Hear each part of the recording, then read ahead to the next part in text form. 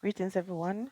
I'm sure you've heard this expression, let the truth set you free. I think it is very important for everybody to know the truth for themselves. And when we say truth, it is subjective. Your idea of the truth might be different from someone else's.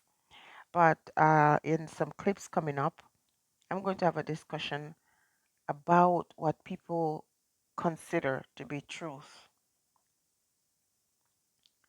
and how they often use their idea of truth to browbeat other people. And I'm encouraging you to know for yourself. Let the truth set you free. Now, the Bible verse that most clearly states God is life is John 14, verse 6, which says, Jesus answered, I am the way and the truth and the life.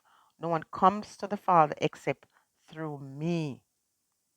Okay, so I want you to focus on the idea of God is life. Okay, and I want to show you some contradictions. Okay, now look at the next passage. It says, he that loveth his life shall lose it. The previous passage said God is life, and now we are told, he that loveth his life shall lose it, and he that hateth his life in this world shall keep it unto the eternal. Does that even make sense? It's this kind of contradiction that is causing so much problems for us to really understand who the idea of God is and put that in quotation. You're told that if you love life, you're going to lose it, and that if you hate your life, then you shall keep it. But God is life, so if you're going to hate life, then therefore you would automatically hate God too. Think about it, people. Sometimes the thing is in plain view. The lies are in plain view. And now in Genesis it says, that Genesis 1:26 to 31 says, describe. The chapter describes how God gave humans dominion over all things on earth. This includes dominion over the fishes, birds, cattle, and all other living things. So the world is given to us, and we're told in this chapter to have dominion over all things. Okay? But at the same time, it's telling us in the other chapter to not like this world. And you often have religious people telling you, oh, to not want this world because it's a bad thing and to seek after something that we know nothing about. And when we have these contradictions, no wonder people are very confused. And even though these things are clear contradiction, people don't tend to question it so much. And it is the same thing that is happening to us. And let's talk as women. We have this thing we call intuition, you know, feeling something in our gut. We know the truth.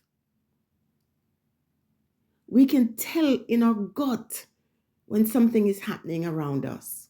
You know, let's use, for example, your partner is cheating.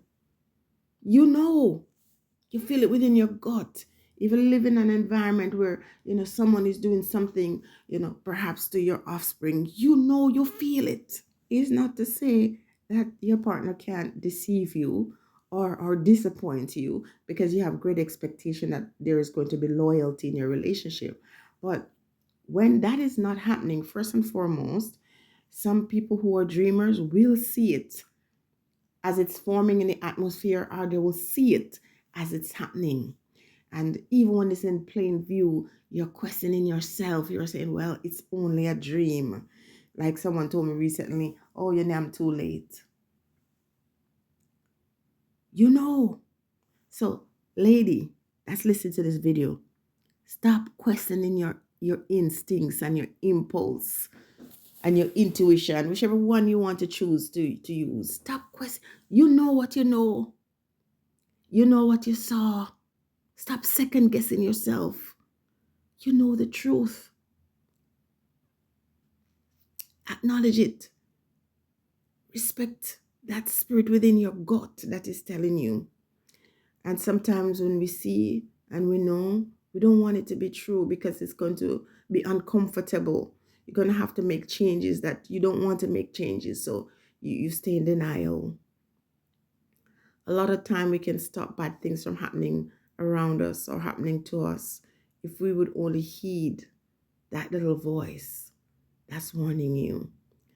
And so as we're coming off the tail end of, that famous social media family, I'm telling you right now, she knew, she always knew whatever steps she have or have not taken to ensure that that young miss felt safe with her, she's going to have to deal with that in the future. I'm going to tell you also that in the future, something is going to come out and it's going to make her be vindicated to say, oh, you all didn't know what was happening and you were saying all of this. But because someone is playing the two sides, she was playing on both sides in case people just gladly accepted the nasty thing. Then she could just ease her way back into the fairy tale life. But because it's not going that way, she eventually will come out and make it seem like she had made another choice and you guys judge her without knowing the truth. Now, for those of you who know, you know. Those of you who have the ability to think outside the box, you know what I'm talking about. All I'm saying is let your truth be something that is a conviction to you and not based on what other people are saying. We'll never know the truth about anything because people will tell you whatever they want you to hear to convince you otherwise, convince you of what you already know and make you think that you don't know. Think about what I'm saying very deeply. I'm not trying to make it too simple. Just think outside of the box. You know what you know. Accept it. And you don't have to convince anybody that you know. Trust your gut. And for those who know and pretend like they don't know, they're going to have to live with those consequences. And those of us who know and don't have to prove to anybody that we know, yeah, better we stay quiet and they take us for a fool than to open our mouth and remove all doubt. Stay blessed, everyone.